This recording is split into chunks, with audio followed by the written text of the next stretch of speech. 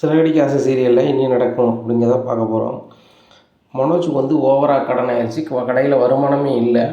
அவர் credit கார்டில் 10,00,000 ரூபா loan எடுத்துருக்கிறாரு. அந்த லோனை வந்து கட்டுறதுக்கு ஒரு வழியே இல்லை. வடக்கையும் தெற்கையும் சுற்றிட்டு இருக்காரு. இந்த சூழ்நிலையில் பேங்க்லேருந்து ஒரு ஸ்டாஃப் வராரு. வந்து சார் இந்த மாதிரி நீங்கள் 10,00,000 ரூபாய்க்கு கிரெடிட் கார்டு மூலமாக லோன் வாங்கியிருக்கீங்க. அதான் வந்து நீங்கள் கட்ட வேண்டிய நாட்கள்லாம் கடந்துட்டீங்க. ஃபைனோட கூட கட்டுறதுக்கு உங்களுக்கு வாய்ப்பு கொடுத்துருந்தோம். அப்பவும் கட்டலை சார். அதுக்கு என்ன சார் பதில் சொல்கிறீங்க அப்படிங்கிறாங்க. எனக்கு கொஞ்சம் டைம் கொடுங்க, நான் கட்டிடுறேன் அப்படிங்கிறாங்க. சார் இங்கே பாருங்கள், உங்களுக்கு தந்த வாட்டியே நீங்கள் இப்படி பண்ணிட்டீங்க. நாங்கள் கிரெடிட் கார்டை உங்களுக்கு நான் வந்து நம்ம கொடுக்குறது மாதிரி இல்லை. அதுபோக வந்து அந்த பணத்தை நீங்கள் உடனே கட்டுங்க, இல்லைன்னா உங்கள் மேலே நாங்கள் கேஸு போட வேண்டியிருக்கோம் அப்படிங்கிறாங்க. சார் அப்படி எதுவும் செஞ்சிடாதீங்க, நான் பிடிங்க, உங்களுக்கு செலவு வச்சுக்கோங்க அப்படிங்கிறாங்க. சார் இங்கே பாருங்கள், எனக்கெலாம் செலவு தர வேண்டாம், நீங்கள் கட்டுங்க. கட்டலைன்னா எனக்கு தான் சார் பிரச்சனை, என்னையே தான் சார் அனுப்பிவிட்டுட்டே இருப்பாங்க அப்படிங்கிறாங்க. அனுப்பிவிட்டா என்ன, உங்களுக்கு நல்லது தானே, வரும்போதெல்லாம் நான் செலவு தருவேன், உங்களுக்கு பிரயோஜனமாக தான் இருக்கும் அப்படிங்கிறாங்க.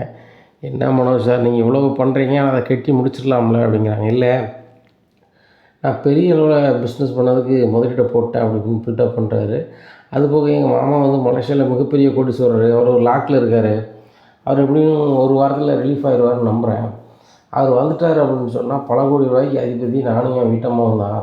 ஏன்னா என் வீட்டம்மா வந்து அந்த பல கோடி ரூபா சொத்துக்கு ஒரே வாரிசு. என் வீட்டம்மாவுக்கு அந்த சொத்து எனக்கு தான் வரப்போகுது, ஒன்றும் பிரச்சனை இல்லை.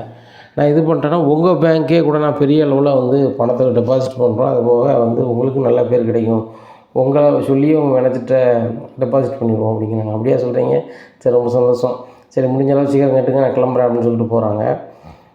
மனோஜ் அங்கங்கே முயற்சி பண்ணி பார்க்குறாரு, ஒன்றும் நடக்கலை. அப்புறம் சம்பளம் வேணும் அது இதுன்னு சொல்லிக்கிட்டு இருக்காங்க. சம்பளம் வேறு வேணுமா அப்படின்னு சொல்லிட்டு, அப்படியே சரி நான் ரெடி பண்ணி தரேன் அப்படிங்கிறாங்க. என்ன சார் ரெடி பண்ணி தரேன்னு சொல்கிறீங்க, மாதம் பிறந்து எத்தனை நாள் ஆச்சு சார் அப்படிங்கிறாங்க. உடனே தரேங்க அப்படிங்கிறாங்க. உடனே இவர்கிட்ட போகிறாரு சந்தோஷ் எனக்கு சம்பளம் வேணும் அப்படிங்கிறாங்க. சம்பளம் வேணுமா அப்படிங்கிறாங்க. இல்லை எனக்கு 1,00,000 ரூபா வட்டிக்கு வேணும் அப்படிங்கிறாங்க. எதுக்கு அப்படிங்கிறாங்க. இல்லை ஒரு அவசர தேவையாக தேவைப்படுது அப்படிங்க. ஸ்டாஃபுங்களுக்கு சம்பளம் கொடுக்கன்ற பணம் இல்லையா அப்படிங்கிறாங்க. என்கிட்ட ரொம்ப கம்மியாக இருக்குது, அதனால் எனக்கு ஒரு 1,00,000 ரூபா வட்டிக்கு வேணும் அப்படிங்கிறாங்க. நண்பா நான் 10 வட்டி எடுக்கலாமா அப்படிங்கிறாங்க. எடுத்துக்கோங்க அப்படிங்கிறாங்க. 10,000 இடத்துக்கு 90 ரூபா கொடுக்குறாங்க. என்ன நண்பா 90 ரூபா தரேன் அப்படிங்கிறாங்க. அம்மா 10 வட்டி நினச்சும்போவா, நீ வந்து 1,00,000 ரூபாய்க்கு மாதம் 10 ரூபா தந்துடணும். அப்படி தரல இந்த மாதம் அப்படின்னா நீ அசலையும் கொடுத்துட வேண்டிடும், அதோட முடிச்சுக்கலாம் அப்படிங்கிறாங்க. சரி நண்பா ஒன்றும் பிரச்சனை இல்லை அப்படின்னு சொல்லிட்டு 90 ரூபா வாங்குறாரு. வாங்கிட்டு கடையில் கிடக்கிறதெல்லாம் பிறக்கி போட்டு எல்லாருக்கும் சம்பளத்தை கொடுக்குறாரு. நீங்கள் சார் எப்படி சார் சம்பளத்துக்கு இது பண்ணீங்க, வியாபாரமே ஆகலையா சார் அப்படின்னு சொல்லி ஸ்டாஃப் கேட்குறாங்க. உங்களுக்கு என்ன பிரச்சனை, நான் ஓனரு, எப்படி பரட்டணும் வைக்கணும் எனக்கு தெரியாதா, என்ன சாதாரண நாளும் பேசிகிட்டு இருக்கேன், அப்போ வேலையை பாரு அப்படிங்கிறாங்க. சம்பளம் தரதுக்கு எந்த போராட்டம் ஆனால் சீனுக்கு மட்டும் ஒன்றும் போகிறல அப்படின்னு சொல்லிட்டு ஸ்டாஃப்லாம் வேலை பார்க்க ஆரம்பிக்கிறாங்க. இந்த சூழ்நிலையில் மனோஜ் கனவாங்கின அந்த பேங்க் கிரெடிட் கார்டு லோனுக்கு செக்ஷனில் வந்து ஆஃபீஸர் மாறிடுறாங்க. அப்போ இன்னொரு ஆள் வராரு. இன்னொரு ஆள் வந்துட்டு இந்த மாதிரி நீங்கள் பேங்க்கில் கட்டலை வைக்கலன்னு சொல்லிட்டு தகவல் வருது, எப்போ கட்ட போகிறீங்க அப்படிங்கிறாங்க. சார் அவர் ஏற்கனவே அவர் எங்கே சார் அப்படிங்கிறாங்க. அவர் மாறிட்டார், இப்போ நான் தான் அந்த இடத்துல இருக்கேன், ஒழுங்கு மரியாதையாக கட்டுங்க அப்படிங்கிறாங்க. சார் கொஞ்சம் பிரச்சனையாக இருக்குது, நான் பிடிங்க உங்களுக்கு செலவுக்கு வச்சுக்கோங்க அப்படின்னு சொல்லிட்டு ஒரு 2,000 கொடுக்காரு. தம்பி இங்கே பாருங்கள், நீங்கள் வேறு யார் மாதிரி என்கிட்ட பேசியிருக்கீங்க, நான் ரொம்ப நேர்மையான ஆள், யாரு காசு 5 காசு எனக்கு வேண்டாம், ஒழுங்கு மரியாதையாக லோன் வந்தாகணும், அப்படி வரலைன்னா லீகலாக ஆக்ஷன் எடுப்போம், நீங்கள் கோர்ட்டு அங்கேயும் நலைய வேண்டியிருக்கும், அதுபோக நாங்கள் ஒன்றும் குறைஞ்ச ஆளுக்கு கிடையாது, நிர்வாகத்தை வந்து கரெக்டாக ஃபாலோ பண்ணியிருப்போம் ரூல்ஸை, பண்ணலை அப்படின்னு சொன்னால் நீங்கள் கடன் நடத்துகிறீங்களே இதை ஏலம் போட்டு நாங்கள் எடுத்துருவோம் அப்படிங்க. ஏங்களா நீங்கள் ஏலம் போட்டு எடுப்பீங்களா அப்படிங்கிறாங்க. எங்கள் பேங்கினுடைய 10,00,000 ரூபா பணத்தை நாங்கள் எந்த எதிர்பார்ப்பும் இல்லாமல் உங்களுக்கு கொடுக்குறோம், தொழில் பண்ணுறீங்கன்னு சொல்லிட்டு கட்டிடுவீங்கன்னு சொல்லிட்டு அதை நீங்கள் வந்து கட்டாமல் எங்களை ஏமாற்ற பார்த்தா நாங்கள் விடுவோமா அப்படிங்கிறாங்க. சார் உங்களுக்கு தேவை பணம் தானே, எப்படியாவது தரேன், நீங்கள் அதுக்காக கடையை எடுத்துக்கிடுவேன் இல்லை ஏலம் போட்டு எடுத்துக்கிடுவேன் அப்படி இந்த வார்த்தையெல்லாம் சொல்லவே சொல்லாதாங்க அப்படிங்கிறாங்க.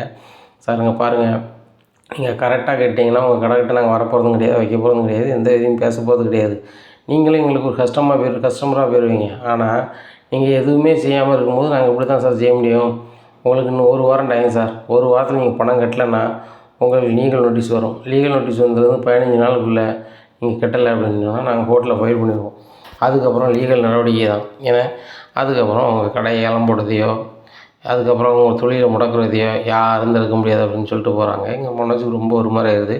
நம்ம எவ்வளோ கஷ்டப்பட்டு இந்த ஃபர்னிச்சர் கடையை வச்சுருக்கோம், ஜீவாட்ட அந்த பணத்தை கஷ்டப்பட்டு வாங்கி இதை வச்சுருக்கோம், ஆனால் இவங்க அசால்ட்டாக பேங்க்லேருந்து பேசிட்டு போகிறாங்களே அப்படின்னு சொல்லிட்டு ரொம்ப முழிக்கிறாரு. சரி இதுக்கு எதாவது வழி பண்ணணும் அப்படின்னு சொல்லிட்டு ஒவ்வொருத்தட்டையாக ஃபோன் பண்ணி கேட்குறாங்க. ஒன்றும் நடக்கலை. உடனே ஒரு ஆன்லைனில் ஒரு செயலியை பார்க்குறாரு, ஃபோன் அடிச்சிடுறாரு. அடிச்சு இந்த மாதிரி பேங்க் லோன் கிடைக்காதவங்க தொடர்பு கொள்ளலாம்னு சொல்லி போட்டிருக்கீங்களே, எவ்வளோ நாளில் லோன் தருவீங்க? நான் கடை வச்சுருக்கேன் அப்படிங்கிறாங்க. சார் இங்கே பாருங்கள், 50,00,000 வரைக்கும் நாங்கள் எந்த சுருட்டியுமே இல்லாமல் தருவோம் அப்படி இப்படின்னு சொல்லி ஆசை வார்த்தையை காப்பாற்றுறாங்க. சொன்னோன்னே அப்படியா அப்படி இப்படின்னு சொல்லிட்டு சரி ரைட்டு, எவ்வளவு இது பண்ணுவீங்க தருவீங்க போவீங்க அப்படிங்கிறாங்க. உங்களுக்கு எவ்வளோ வேணும் அப்படிங்கிறாங்க. எனக்கு வந்து இப்போ ஒரு 10,00,000 தேவைப்படுது. நீங்கள் 50,00,000 சொல்கிறீங்களா, 50,00,000 தந்தீங்கன்னா நான் உங்களுக்கு மாதம் மாதம் கட்டிடுவேன் வட்டி அப்படிங்கிறாங்க. சரி ரைட்டு, ஒன்றும் பிரச்சனை இல்லை, பண்ணி தந்துடலாம், உங்கள் ஐடி குரூப்லேருந்து எல்லாத்தையுமே கொடுங்க அப்படின்னு சொல்லி சும்மையாக பில்டப் பண்ணுறாங்க. ஒருத்தரை ஏமாற்றணுன்னா ஒருத்தன் ஆசையை கிளப்பணும் அப்படின்ற மாதிரி அவங்க வந்து அதை சொல்கிறாங்க. எல்லாத்தையுமே இது பண்ணுறாங்க. இது பண்ணையில் சரி ரைட்டு, உங்களுக்கு எல்லாமே எலிஜிபிளாக தான் இருக்குது, நீங்கள் பிஸ்னஸ் வேறு பண்ணுறீங்கன்னு சொல்கிறீங்க, அந்த ஆஃபீஸில் நான் ஃபோட்டோ எடுத்து அனுப்புங்க அப்படிங்கிறாங்க. அனுப்புகிறாங்க. ஐடி கார்டெலாம் அனுப்பிட்டீங்களா அப்படிங்க? அனுப்பியாச்சு அப்படிங்கிறாங்க. சரி ரைட்டு, நான் எல்லாமே இது ரெடி பண்ணிட்டு சொல்கிறேன் சார் அப்படிங்கிறாங்க. மறுநாள் மறுபடியும் கால் பண்ணுறாங்க. சார் உங்களுக்கு பேங்க் லோன் தரதுக்கு எல்லாமே தயாராகிட்டோம் நாங்கள் அப்படிங்கிறாங்க. என்ன சார் பேங்க்னு சொல்கிறீங்க அப்படிங்களா? இல்லை, நாங்கள் பேங்குன்னு சொல்லிப்போம், ப்ரைவேட் மாதிரி நடத்த மாட்டோம், பேங்க் மாதிரி நடத்துவோம். உங்களுக்கு 50,00,000 வாங்கிக்கோங்க. ஆனால் எனக்கு மேலே உள்ள ஆஃபீஸர் வந்து கொஞ்சம் பணம் கேட்குறாரு, அப்படி கொடுத்துட்டீங்கன்னா நம்ம உடனே லோன் கொடுத்துடலான்னு சொல்கிறாரு அப்படிங்கிறாங்க. என்ன சார் சொல்கிறீங்க, லோனை தந்துட்டு நீங்கள் வாங்கிக்க வேண்டியதானே அப்படிங்கிறாங்க. இல்லை நீங்கள் பணம் கொடுத்த பிறகு தான் அவர் கையெழுத்து போடுவோங்கிறாரு, அதனால் பணம் ரெடி பண்ணுங்க அப்படிங்கிறாங்க. எவ்வளோ வேணும் அப்படிங்கிறாங்க. ஒரு 2,00,000 மட்டும் நீங்கள் கொடுத்தீங்கன்னா 50,00,000 தந்துடலாம், தந்துட்டு கூட 2-3 மாதம் கூட டயத்தை வேணா கூட்டிக்கலாம் அப்படிங்கிறாங்க. அப்படியே சார், சரி அப்போ சார் நான் எப்படியா 2,00,000 தர பார்க்குறேன் அப்படிங்கிறாங்க. யாராவது ஒரு ப்ரைவேட் ஃபைனான்ஸ் கிட்ட போகிறாங்க. போய்ட்டு இந்த மாதிரி எனக்கு ஃபைனான்ஸ் வாங்கணும் அப்படிங்கிறாங்க. இல்லை தம்பி, வாய்ப்பு இல்லை, கடை நீங்கள் வச்சுருக்கீங்கன்னு சொல்கிறீங்க, வேறு என்ன வச்சுருக்கீங்க, வேறு ஏதாவது சோர்ஸ் இருக்கா, இடம் உங்கள் பேரில் இருக்கா அப்படிங்கிற? எதுவுமே இல்லை, எங்கள் அம்மா பேர்லேயும் எங்கள் அப்பா பேர்லேயும் தான் இருக்குது அப்படிங்கிறாங்க. சரி அப்போ உங்கள் அப்பாவையும் உங்கள் அம்மாவையும் எழுதி கொடுக்க சொல்லி உடனே பணம் தந்துடலாம் அப்படிங்கிறாங்க. இல்லை சார் அவங்க வரமாட்டாங்க அப்படிங்கிறாங்க. தம்பிங்க பாரு, இதெல்லாம் வாய்ப்பே இல்லை, நீ எந்த ஃபைனான்ஸ்கிட்ட போனாலும் உனக்கு ஏதாவது சொத்து பத்திருக்கான்னு கேட்பாங்க. நீ கடை வச்சுருக்க, அது வாடகை கடையில் நீ ஒரு கடை வச்சுருக்க, அவ்வளோதான், மாதம் அதுக்கு வாடகை கொடுக்க நடத்திட்டுருக்க, அதை வச்சுலாம் நாங்கள் தர முடியாது. திடீர்னு நீங்கள் கடையை மூடிட்டு போயிட்டோன்னா நான் யார்கிட்ட போய் கேட்குறது? அது லாய்க்கக்கூடாது. ஏன்னா நீ வந்து அந்த இடம் ஏர்பேரில் இருக்க உங்களை கூட்டு வா, அந்த டாக்குமெண்ட் வச்சு பணம் தரேன், நீ மாதம் வட்டியை கொடு. இல்லையா உன் பேரில் டாக்குமெண்ட் இருக்குன்னு சொல்லி நான் எவ்வளோ நாளும் தர தயாராக இருக்கேன் அப்படிங்கிறாங்க. உடனே என் பேரில் இல்லையா சார் அப்படின்னு சொல்லிட்டு முடிச்சிட்ருக்காங்க. உடனே சந்தோஷ் ஒரு ஐடியா கேட்குறாங்க. சந்தோஷ் எப்படியாவது ஒரு 2,00,000 லோன் வாங்கினோம் கிடச்சிச்சின்னா 50,00,000 அடிச்சு கட்டு வந்துடுவேன் அப்படிங்கிறாங்க. நண்பா ஏற்கனவே என்கிட்ட 1,00,000 வாங்கியிருக்கேன், அதை திருப்பி தரணும்னு வட்டி இல்லை, வட்டியும் தர மாட்டேறேன் அப்படிங்கிறாங்க. தலைவா நமக்கு இப்போ தானே வாங்கியிருக்கேன், வந்துடுறேன், வச்சிடுறேன், மாதம் வட்டி தந்துட்டோம்லாம் அப்படி இப்படின்ட்டு இருக்காங்க. அப்போ இன்னொரு 2,00,000 எப்படியாவது வேணும் அப்படிங்கிறாங்க. அதுக்கு நீ என்ன பண்ண போகிற அப்படிங்கிறாங்க. நானும் பல பேர்கிட்ட ஃபைனான்ஸில் கேட்டேன், நீனு இருந்தால் கூட அப்படிங்கிறாங்க. சந்தோஷே அப்படிங்கிறாங்க. சந்தோஷ் வந்து மனோஜ் தர வாய்ப்பு என்கிட்ட இல்லை, அதனால் நீ வேறு இடத்துல இருப்பார் மனோஜ் அப்படிங்கிறாங்க. மனோஜ் வந்து இப்படின்னு முடிச்சுட்டே இருக்கார். நம்ம பேரில் எந்த சொத்துமே இல்லையே அப்படின்னு சொல்லி முடிக்கும்போது, அம்மா பேரில் சொத்து இருக்கலாம், பேசாமல் அம்மாட்ட கேட்போமா அப்படின்னு சொல்லிட்டு, அம்மா அப்படிங்கிறாங்க. உங்கள்கிட்ட தனியாக பேசணும் அப்படிங்கிறாங்க. என்னடா ரோகிணி மாதிரி நீ எதுவும் மறைக்க அப்படிங்கிறாங்க. நான் ஒன்றும் மறைக்கலம்மா, என்னை பற்ற தாய் வந்து என்கிட்ட எதுவுமே மறைக்கக்கூடாது, அதுபோக வந்து எனக்கு எல்லாமே எங்கள் அம்மா தான் அப்படின்னா நினச்சிட்ருக்கம்மா அப்படிங்கிறாங்க. அதான் எனக்கு தெரியுமாடா அப்படிங்கிறாங்க. ஆமாம்மா, எனக்கு ஒரு உதவி நீங்கள் செய்யணுமா அப்படிங்கிறாங்க. என்னடா சொல்கிற அப்படிங்கிறாங்க. ஆமாம்மா, எனக்கு ஒரு உதவி நீங்கள் செஞ்சே ஆகணும், பெரிய அளவாக ஒரு வாய்ப்புகள் வந்துட்டு 50,00,000 லோன் தராங்கிறாங்க அப்படிங்கிறாங்க. என்னடா சொல்கிற, 50,00,000 லோன் தராங்களா, எப்படிடா தருவாங்க அப்படிங்கிறாங்க. ஏம்மா எந்த சுருட்டி எதுவுமே வேண்டாங்கிறாங்க, ஏன்னா எதுவுமே இல்லாமல் தராங்கிறாங்க. ஆனால் அதுக்கு உள்ள ஆஃபீஸருக்கு ஒரு 2,00,000 கொடுத்தா வந்துடுமா அப்படிங்கிறாங்க. டேய் மனோஜ், 50,00,000 தர இடத்துல 2,00,000 எடுத்துக்கிட்ட சொல்ல வேண்டியதானே அப்படிங்கிறாங்க. ஏம்மா இதே மாதிரி நான் பல முறை சொல்லிட்டோம்மா, அவங்க சொல்கிறாங்க ஆஃபீஸர் பணத்தை கொடுத்தா நாங்கள் லோனை தரோம், இந்த பணத்தை உங்களுக்கு கொடுக்க தகுதி இருக்குன்னா லோன் தர தகுதி இருக்குன்னு எங்களுக்கு தெரியும் அப்படின்னு சொல்கிறாங்க. வேறு வழி இல்லைம்மா, இந்த 2,00,000 கூட அவங்ககிட்ட 50,000 50,00,000 கழிச்சிக்கலாமா, ஒன்றும் பிரச்சனை 48 கொடுத்துனா போதுமா அப்படி இப்படின்னு நம்ம சொல்லி பார்க்குறாங்க. விஜயா சொல்கிறாங்க, டே இருக்குது இந்த வீடு மட்டும்தான், அதெல்லாம் எழுதி தந்தோம்னா ரொம்ப சங்கடம்டா, பிஸ்னஸில் வந்து லாபம் வரும் நட்டம் வரும், ஒருவேளை உன்னால் லாபத்தை சம்பாதிக்க முடியலன்னா அது பேருண்டா, அது சரி வராது, அப்பாவுக்கோ முத்துக்கோ தெரிஞ்சால் அவ்வளோதான், பெரிய பிரச்சனையாக இருந்தா அப்படிங்கிறாங்க. ஏம்மா நீங்கள் வீட்டு பத்திரத்தை தரணும் யாருக்கு தெரிய போகுது அப்படிங்கிறாங்க. ஒருத்தருக்கும் தெரியாது, முத்து வந்து அடவு வச்சா அவன் திருப்பி நாசுக்காக தந்துட்டான், என் பீரோவில் தான் இருக்குது, நான் நினச்சா எடுத்து தர முடியும், ஆனால் எடுத்து தரும் போது உங்கள் அப்பாவுக்கோ முத்துக்கோ தெரிஞ்சிட்டா அது என்ன ஆகும் ஏதாகும் நினச்சே ரொம்ப பயமாக இருக்குது, அதனால் வந்து தயவுசெய்து பத்திரத்தை கேட்காத அப்படிங்கிறாங்க. நல்லா இருப்பீங்கம்மா தாங்கம்மா அப்படிங்கிறாங்க. இல்லை நான் தரமாட்டேன், இதுதான் தனியாக கூட்டி தனியாக கூப்பிட்டு வந்து பேசுகிறேன், சரி வராது. ஏற்கனவே உங்கள் அப்பா வந்து என்கிட்ட பேசாமல் இருந்தார், பல சங்கடத்துக்கு மத்தியில் தான் உங்கள் அப்பா என்கிட்ட பேசியிருக்காரு. இனிமேல் நான் ஏதாவது பண்ண போனால் அவர் பேசவே மாட்டார் வாழ்நாள் முழுவதும், சரி வராது, நீ வேறு ஏதாவது வழி இருந்தால் பாருடா அப்படிங்கிறாங்க. உடனே விஜயா வந்து வீட்டில் இருந்தவன் ஏதாவது பேசிகிட்டு இருப்பான் அப்படின்னு சொல்லிட்டு நேராக பார்வதிட்டு போயிடுறாங்க. பார்வதி வா கோயிலுக்கு போய்ட்டு அப்படிங்கிறாங்க. என்ன விஜயா எப்போவுமே கோயிலுக்கு போகணும், நான் தான் உடனே பண்ணி கூப்பிடுது அப்படிங்கிறாங்க. ஒரியா இருக்குது, மனோஜ் வீட்டு பத்திரத்தை அடமானம் வச்சு தாத்தான்னு கேட்டுக்கிட்டு இருக்கானா, எப்படி கொடுக்க முடியும் அப்படிங்கிறாங்க. இங்கே பாரு விஜயா, மனோஜ் கேட்குறான்னு சொல்லிட்டு நீ நகையை வச்சு கொடுத்தோன்னா ஒரு காலம் நகையோ வீட்டு பத்திரத்தையோ வச்சு கொடுத்தோன்னா ஒரு நாள் திரும்பாது, பார்த்துக்கப்புறம் மீனா நகை போனால் போட்டுதான் அப்படிங்கிறாங்க. நானாக கொடுக்க மாட்டேன்ட்டு வந்துட்டேன், என்ன செஞ்சுட்டு போகிறோம் அப்படிங்கிறாங்க. சரி சரி அப்படின்னு சொல்லிட்டு நேராக கோயிலுக்கு போகிறாங்க. கோயிலுக்கு சாமி வீட்டுக்கு போகிறாங்க. மனோஜ் ஒரு இடத்துல ரொம்ப ஒரு மாதிரி உட்காந்துட்ருக்காங்க. அப்போது ஒரு ஆள் ஃபோனில் பேசிகிட்டு இருக்காரு. ஃபோனில் பேசும்போது சொல்கிறாரு, அப்போ பேசுகிறவரும் அவங்க இன்னொரு ஆள்கிட்ட சொல்லிகிட்டு இருக்காரு, பத்திரம் என் பேரில் இல்லைட்டேன்னா நானே சும்மா ஒரு பத்திரத்தை எழுதி கொண்டு கொடுக்க போகிறேன் அப்படிங்கிறாரு வாடகைக்கு. ஓ இதே மாதிரி நம்ம அப்பா பேர் உள்ள இடத்தையும் அம்மா பேர் உள்ள இடத்தையும் எனக்கு எழுதி தந்த மாதிரி ஒரு பத்திரம், பதிவு கூடாத பத்திரம் ஒன்று ரெடி பண்ணிடுவோம் அப்படின்னு சொல்லிட்டு ஒரு பத்திரத்தை வாங்குறாரு. வாங்கி அதே மாதிரி கையெழுத்தை போடுறாரு. அப்பா கையெழுத்து நம்ம போட தெரியும், விஜயாவுக்கு நம்ம அம்மா கையெழுத்து போட முடியும்னு சொல்லிட்டு விஜயான்னு எழுதிடுறாங்க, அண்ணாமலைன்னு எழுதிடுறாங்க. ரைட்டு இதை வச்சு கேட்போம் அப்படின்னு சொல்லிட்டு ஏதாவது தனியான ஃபைனான்ஸ்காரரை பார்க்க போகிறாரு. போய்ட்டு சார் இந்த மாதிரி எங்கள் அப்பா எங்கள் அம்மா எனக்கு வீடு எழுதி வச்சுருக்காங்க, கடைசி காலத்துக்கு எனக்கு அப்புறம் வந்து இந்த வீடு வந்து என் பையனுக்கு தான் போகணும்னு சொல்லிட்டு அந்த வீடு வந்து கிட்டத்தட்ட இன்றைக்கி நிலைமைக்கு 1 கோடி ரூபா இருக்கும். 2 வீடு சேர்ந்ததாப்புல இருக்குது. ஒரு வீடை வாடகை விட்டுருக்கோம், ஒரு வீட்டில் நாங்கள் இருக்கோம். ஒரு வீடு 50 லட்ச ரூபா மதிப்பு. அந்த வீட்டை வச்சுட்டு எனக்கு இப்போ 2 லட்ச ரூபா அர்ஜென்ட்டாக வேணும் அப்படிங்கிறாங்க. தம்பி 1 கோடி ரூபா வீட்டு மதிப்பு வச்சு 1 லட்ச ரூபா கேட்குறீங்க அப்படிங்கிறாங்க. சார் நான் வந்து 2 லட்ச ரூபா கேட்டேன் சார் அப்படிங்கிறாங்க. 2 அப்படிங்கிறாங்க. ஆமாம் 2 லட்ச ரூபா உடனே திருப்பிடும் சார் அப்படிங்கிறாங்க. உடனே திருப்பி உங்களுக்கு என்ன இருக்குது அப்படிங்கிறாங்க. சார் இன்னொரு இடத்துல வந்து 50 லட்ச ரூபா லோன் வாங்கினேன் சார், அதை நான் உங்கள்கிட்ட கொடுத்து இது பண்ணிடுவேன் அப்படிங்க. தம்பி முதல்ல இடத்த கழிவு பண்ணுங்கள், நீங்கள் இன்னொரு இடத்துல கடன் வாங்கி இந்த கடனை கொடுக்க போகிறீங்களோ, கடனை வாங்கி கடன் கொடுத்தா அந்த ஜெயிப்பானா, ஜெயிக்க மாட்டான், எத்தனை நேரம் ஏமாற்றிட்டு இருக்கீங்க, சரியாக அதை கிளம்பிடுங்க அப்படிங்கிறாங்க. நீ சந்தோஷத்துக்கு போனீங்க, சந்தோஷம் எப்படி சொல்லிட்டாங்க அப்படிங்கிறாங்க. நீ லோன் வாங்க போகிறேன்னு சொல்லிட்டு கேட்டேன், எவன் தருவான், ஒருத்தன் தர மாட்டான், நானே அவனை தர மாட்டேன், வா ஒரு இடத்துக்கு போவோம், வாயை மூடிட்டுரு அப்படிங்கிறாங்க. சரி அப்படிங்கிறாங்க. சந்தோஷம் ஒரு அளவே பார்க்குறாரு. என்ன தெரியுதா சார் அப்படிங்கிறாங்க. சந்தோஷம் உங்களை தெரியாதா சொல்லுங்கள் அப்படிங்கிறாங்க. சார் அவங்க இதுக்கு முன்னாடி உங்கள்கிட்ட வட்டிக்கு வாங்கி கொடுத்துருக்கோம், ஒரு ஆள்கிட்ட கரெக்டாக கொடுத்துட்றாங்க, இவனு நம்ம நண்பர் ஃபர்னிச்சர் கடை வச்சுருக்காரு, இவருக்கு அர்ஜென்ட் தேவையாக 2 லட்ச ரூபா தேவைப்படுது அப்படிங்கிறாங்க. ஏதாவது இடத்துல டாக்குமெண்ட் இருந்தால் கொண்டு வர சொல்லு தம்பி அப்படிங்கிறாங்க. ஆனால் சரி உயிர் எழுதி வச்சுருக்காங்க என் அப்பாவும் அம்மாவும், அதே இவர் வச்சுருக்காரு, இது பேர் தான் இருக்குது, அதன் அடிப்படையில் வேணும் அப்படிங்கிறாங்க. அப்போ தாராளமாக கொடுத்துடலாம், நாளைக்கு வந்து என்கிட்ட சொல்லுங்கள் தம்பி அப்படிங்கிறாங்க. சரி ரைட்டு அப்படிங்கிறாங்க. சரி தம்பிக்கு எந்த ஏரியா அப்படிங்கிறாங்க. உடனே ஒரு ஏரியா வச்சு டி நகர் அப்படிங்கிறாங்க. டி நகர் சரி போய்ட்டு வாங்க அப்படிங்கிறாங்க.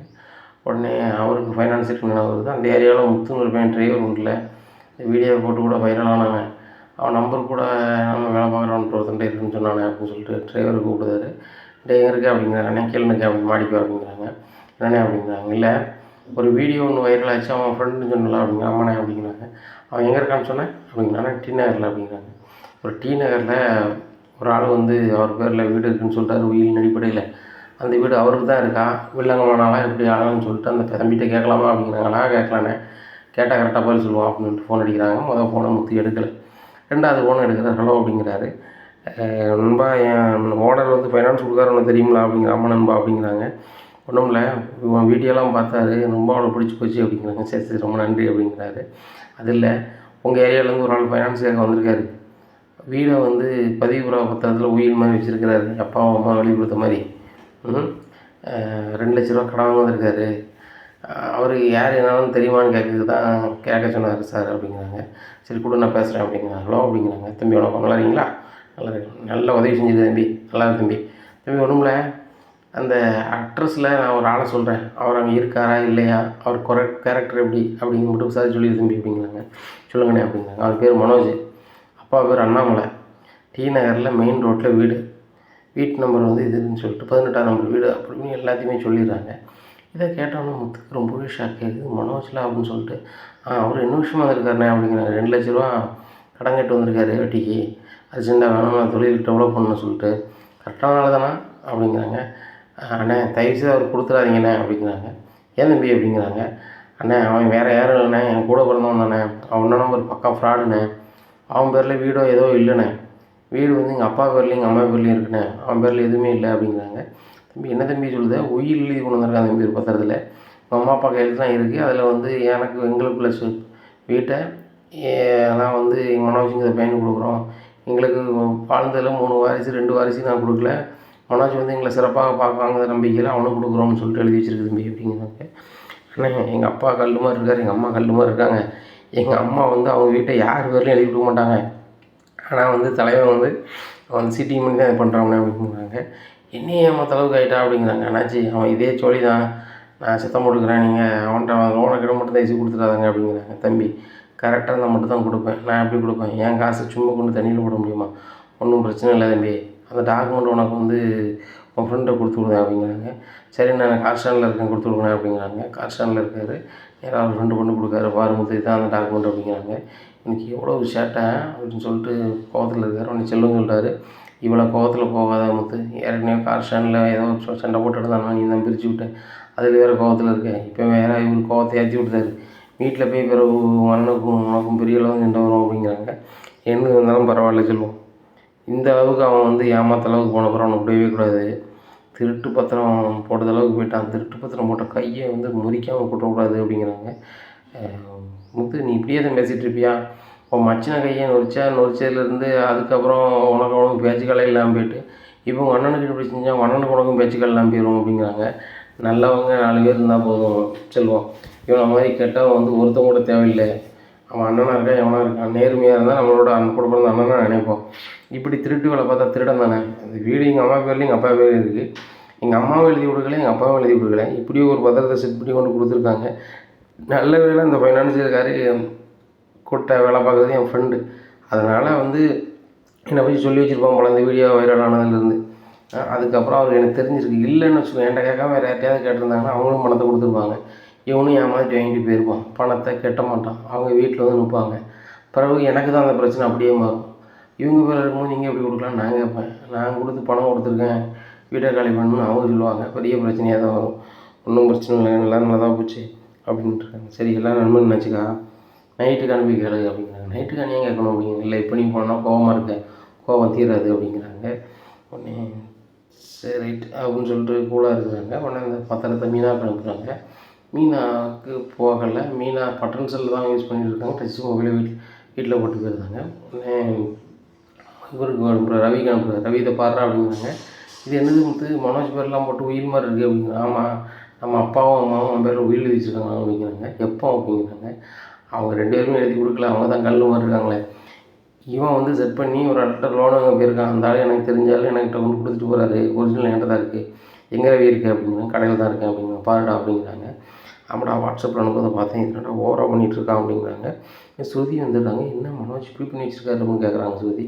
அதாம்மா ஒன்றும் உடலை, வீட்டில் தான் ஏதாவது திருடலாங்கடி வேலை பார்த்துட்டு போய் வெளியும் பார்க்க ஆரம்பிச்சிட்டான். அவனை சும்மா வச்சு பார்க்கக்கூடாது, அந்த கை இருக்க போய் தான் அவன் கள்ளப்பத்திரம் போட்டுருக்கு, கை இல்லாமல் ஆகிட்டான் அப்படிங்கிற முத்து. வேறு எதுவும் செஞ்சு நீ ஏதாவது கேஸில் அலைஞ்சிட்டு இருக்காத அப்படிங்கிறாங்க. இல்லைடா இவனெல்லாம் வந்து அப்படி செஞ்சால் தான் சரி, இல்லைனா அவன் கையும் காலும் சும்மா இருக்காது, ஆஞ்சிக்கிட்டே தான் இருக்கும். ஆஞ்சவன் கை சரியாக வராது, அவனுக்கு ஏதாவது ஒரு பூசை கொடுத்தாலும் சரியாக வரும் அப்படிங்கிறாங்க. எதனாலும் அப்பாட்ட தான் சொல்லுவான், அப்பாட்ட சொல்லு அப்படிங்கிறாங்க.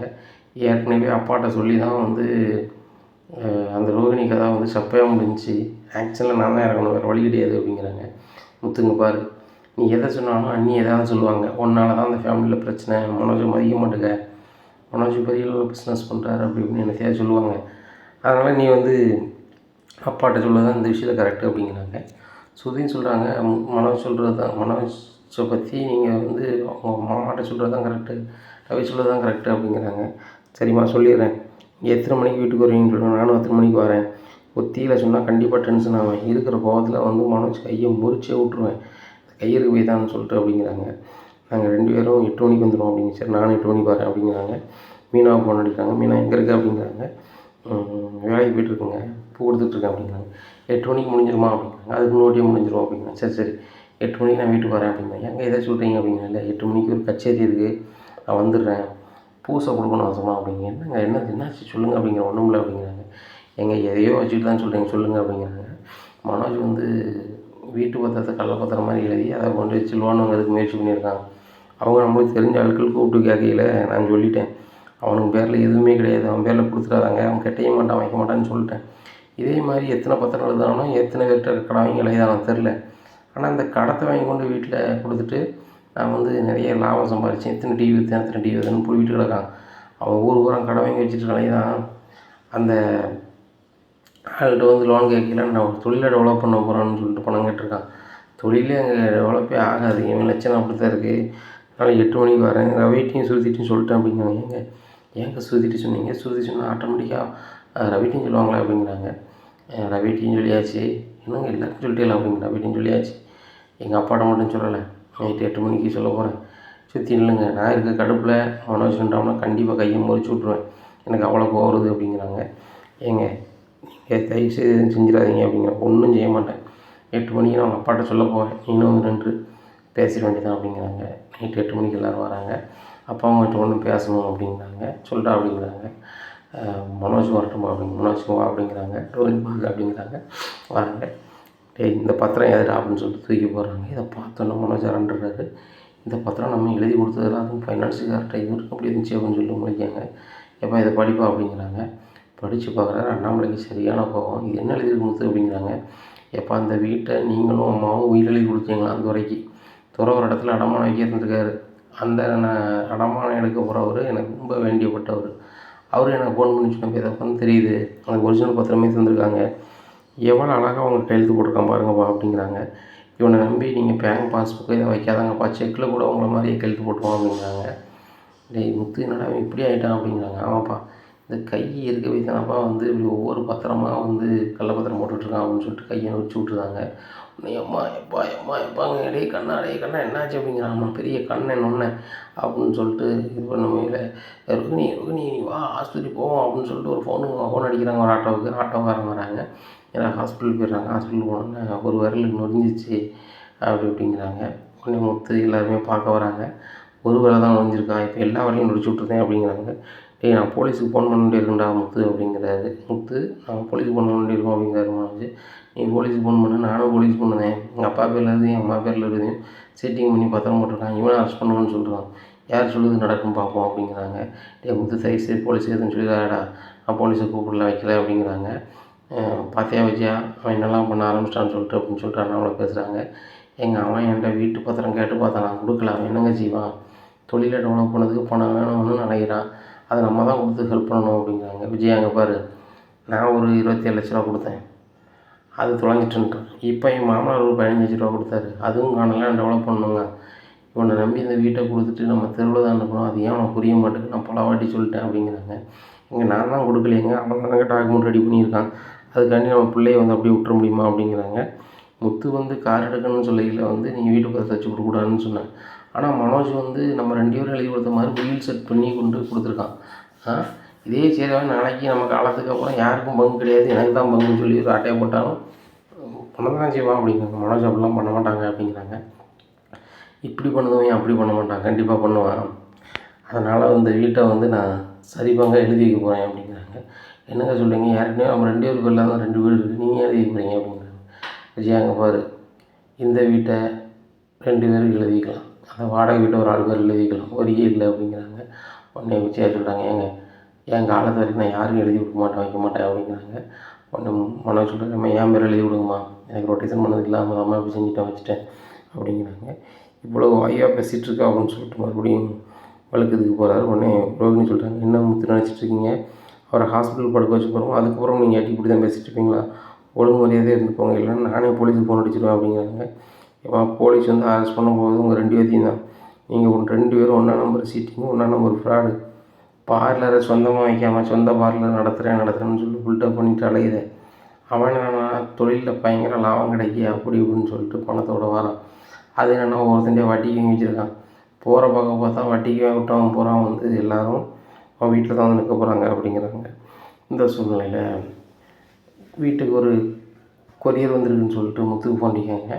ஆனால் கோர்ட்லேருந்து ஒரு சம்மன் வந்திருக்கு மனோஜுக்கு இந்த பேரில் அப்படிங்கிறாங்க.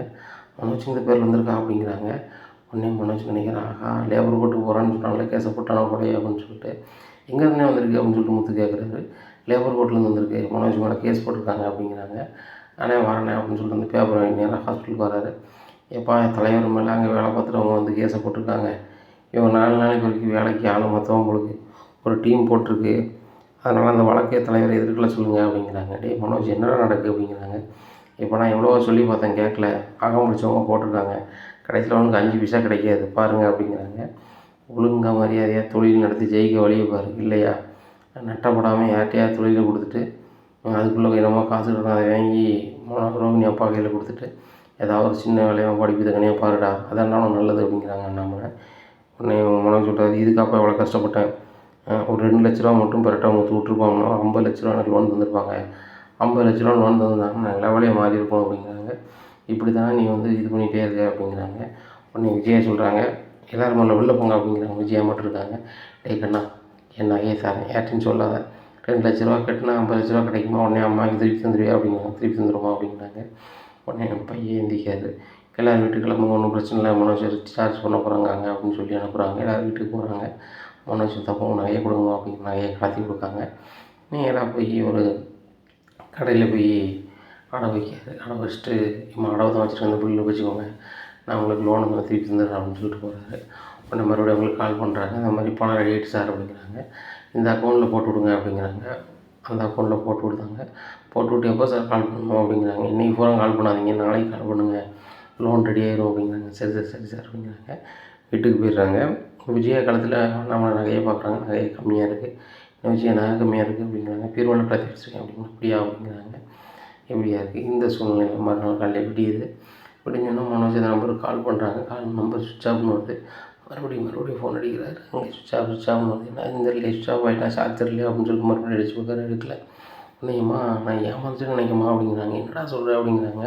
ஆமாம்மா அவங்க 2 லட்ச ரூபா ஒரு நகையை வச்சுட்டு அந்த பணத்தை அக்கௌண்ட்டில் போட்டு விட்டேன், இப்போ அந்த நம்பர் போகவே மாட்டேங்குமா, நாட் ரீச்சபிள்னு வருது அப்படிங்கிறாங்க. மறுபடியும் அடிச்சு போடுறா அப்படிங்கிறமா. 10 நேரத்துக்கு முன்னாடி அடிச்சிட்டோம்மா, என்னை ஏமாத்தினது மாதிரி தெரியுதுமா அப்படிங்கிறாங்க. டேய் முட்டாள், எதுவுமே உனக்கு ஏமாந்த போகிறது தான் தெரியுமாடா, அதுக்கு முன்னாடி தெரியாதாடா அப்படிங்கிறாங்க.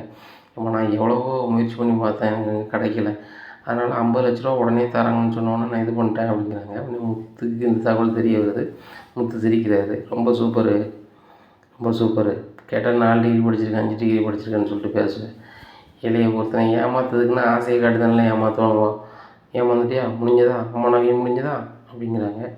அண்ணாமலை சொல்கிறாங்க, கூடாத செய்வா செஞ்சால் அப்படி தான் இருக்கும், நான் தான் உனக்கு சொல்லுதானே, அவனை நம்பி ஒன்றும் செய்யாதான்னு சொல்லிக்கிட்டு இருக்கேன், அவனை நம்பி இப்போ நகையை கொடுத்தியா முடிஞ்சதா, இப்போ நகை இல்லாமல் கிடா அப்படிங்கிறாங்க. ஏங்க அவன் பண்ணது தப்பு தாங்க, நான் இப்படி வருங்களத்தோடு இருக்க முடியுமா, நீங்கள் பென்ஷன் தொகை வாங்குறீங்களா, நீங்கள் சின்னதாக லோன் போட்டு நகை வாங்கி தாங்க, இல்லைன்னா அந்த நகையை திருப்பி தாங்க அப்படிங்கிறாங்க. யார் இடம் வச்சாங்களோ அவனை திருப்பி தர சொல்லு விஜயா அப்படிங்கிறாங்க. எப்படின்னு பேசிகிட்டு இருக்கும்போதே கிரெடிட் கார்டு லோனுக்கு வீட்டுக்கு வந்துடுறாங்க. வந்துட்டு என்னங்க கடைக்கே வர மாட்டேறீங்க அப்படிங்கிறாங்க. சார் நான் இன்றைக்கி உடம்பு சரியில்லை, கையில் விட ஆகிட்டு அதான் வரல வைக்கல அப்படிங்கிறாங்க. அதெல்லாம் எங்களுக்கு தெரியாது சார், எங்களுக்கு தேவை வந்து பணம், நீங்கள் பணம் கட்டலைன்னா உங்கள் மேலே லீகல் ஆக்ஷன் எடுப்போம் அப்படிங்கிறாங்க. முத்து சொல்கிறார், ஏற்கனவே லேபர் கோர்ட்லேருந்து நோட்டீஸ் வந்துருக்கு, நீங்களும் கேஸை போட்டீங்கன்னா லாக் தான் அப்படிங்கிறாங்க. ஓ பல கேஸ் இருக்குது அவர் மேலே, நாங்கள் தான் தெரியாமல் லோன் கொடுத்தோம் அப்படின்னு சொல்லிட்டு போயிடுறாங்க. டே முத்து என் விஷயத்துல ஏன்னா நீ தலையிடுது அப்படிங்கிறாங்க. உன் விஷயத்தில் நான் தலையிடலை, உண்மை நிலையை சொல்கிறேன், நாளைக்கு இந்த வீட்டில் தானே இருக்கீங்க, எல்லோரும் நீ அவங்க பணம் தரல நீங்கள் கட்டணும், நான் கட்ட முடியுமா, கட்ட முடியாதுல்ல, அதனால தான் நான் சொல்லுதேன், ஒழுங்கு மரியாதையாக அந்த கடத்தலை அடைக்க வழியை பாரு அப்படிங்கிறாங்க. அதுக்கு தான் என்கிட்ட எங்கடா வழி இருக்குது, வருமானமே தான் இல்லையே அப்படிங்கிறாங்க. பேசாமல் கடையை கொடுத்துட்டு அதை செட்டில் பண்ணிட்டு நிம்மதியாக இருக்க வழியை பாரு அப்படிங்கிறாரு முத்து. உடனே ரோகிணி சொல்கிறாங்க, மனோஜ் நம்ம வந்து இவ்வளோ கஷ்டப்படணுன்னு தானே அவர் நினச்சிட்ருக்காரு, அவர்கிட்ட போய் நீ சொல்லிகிட்டு இருக்க, இல்லை அவர் தெரிஞ்சுட்டு லோன் வாங்கி தர போகிறாரு, நான் அவனை பார்த்துக்கிறேன் மனோஜ், உங்களுக்கு எத்தனை லட்ச ரூபா லோன் வேணும்னு சொல்லிட்டு நான் வாங்கி தரேன் அப்படிங்கிறாங்க. உனக்கு தெரியுமா அப்படிங்கிறாங்க. வாங்கி தரேன், எனக்கு சிட்டி நல்ல பழக்கம் தான், சிட்டி நான் இவ்வளோ நாள் பணம் தருவோம் அப்படிங்கிறாங்க. இதை கேட்டால் முத்து முடிக்க சிட்டி உனக்கு தெரியுமா அப்படிங்கிறாங்க. ஏன் தெரியாது, உங்களுக்கும் சிட்டிக்காக நாங்கள் பேசக்கூடாதா, எனக்கு நல்லாவே தெரியும் சிட்டியை, சிட்டி நான் கேட்டால் எவ்வளோ நாள் பணம் தருவேன் அப்படிங்கிறாங்க. இதை கேட்டால் முத்துக்கு ரொம்பவே ஷாக்காக இருக்குது. இனி நடக்கும் இந்த அண்ணாமலை வீட்டில் அப்படிங்கிறத பொறுத்து வந்து பார்க்கலாம். நம்ம சேனலை நீங்கள் மறக்காமல் லைக் அண்ட் சப்ஸ்கிரைப் பண்ணுங்கள். நன்றி, வணக்கம்.